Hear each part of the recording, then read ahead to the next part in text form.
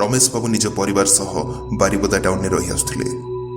बापा बों देहांत पर से गाँ छाड़ी देते एवं सहर में आसी सेटेल हो जाते। निज गाँ छाड़बार पाखापाखि 12 वर्ष हो जाता। एमध्य रमेश बाबू 2 संतान हो जाते, गोटे पुओ एवं गोटे झील। गला वर्ष रज समय घटना। रमेश बाबूंर पिला निज गाँ को जावाई जिद धरी बसिले, कारण से केबे भी निज गाँ को जाई नथिले। पिलामानंगर बहुत जिद पर रमेश बाबू गाँ को जावाई राजी होगले।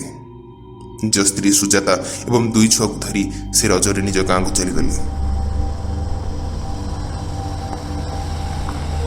दीर्घ 12 वर्ष पर निज जन्ममाटी को पहुंचला पर रमेश बाबू से दिन निज पिलादिन कथा मन पड़ जाउथिला। सेही पोखरी, सेही बरगछ एवं सेही पुराना स्कूल सबु सेमिति थिला। 12 वर्ष घरटी सेमिति खाली पड़िथिबारु बहुत पुराना देखा जाउथिला। प्रथम दिन रजटी सेमानकर सफासफी चलीगला।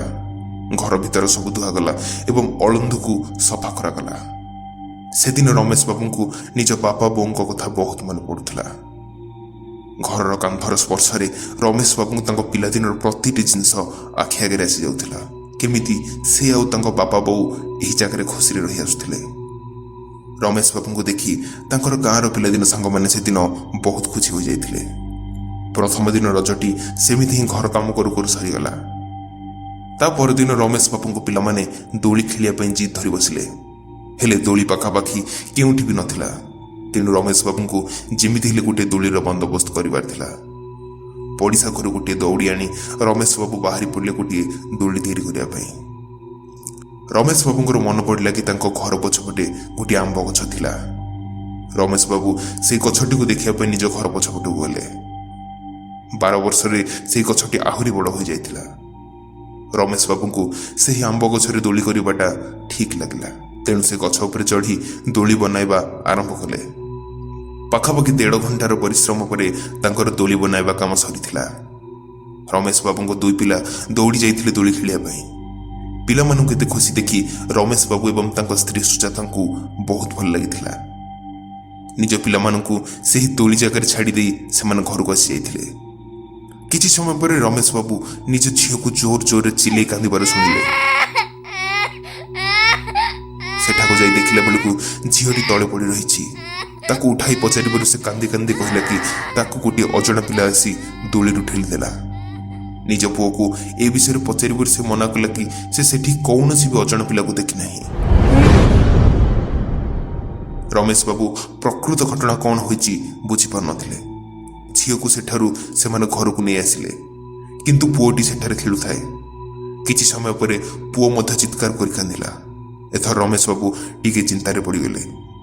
दौड़ी गले से पुओ पाखकू। पुओ से भयर थरुला। पुओ को पचार से भी डरी डरी कहला कि से कौन से अजଣା पिला को देखिला। बहुत भयंकर मुह कर से हसुला। रमेश बाबू निज पुओ एवं झील को से दोली पाखक जावाई संपूर्ण मना करदेले। बोधे हुए गाँवर कौन बालुंगा पिला होइथिबो यह भाविले रमेश बाबू। से दिन राति समस्ते खियापिया कर शोगले। राति पाखापाखि 1टाए रमेश बाबू निद बाहर आसुथिबा किछि शब्द भांगीगला। निज स्त्री सुजाता को मध्य उठाई देले रमेश बाबू एवं बाहर आसुथिबा से शब्द को शुणी पारुचंती कि नहीं पचारिले। स्त्री सुजाता मध्य से शब्दटी को शुणी पारुचंती बोली हाँ कले। शब्दटी बहुत विचित्र थिला एवं बहुत भयंकर भी।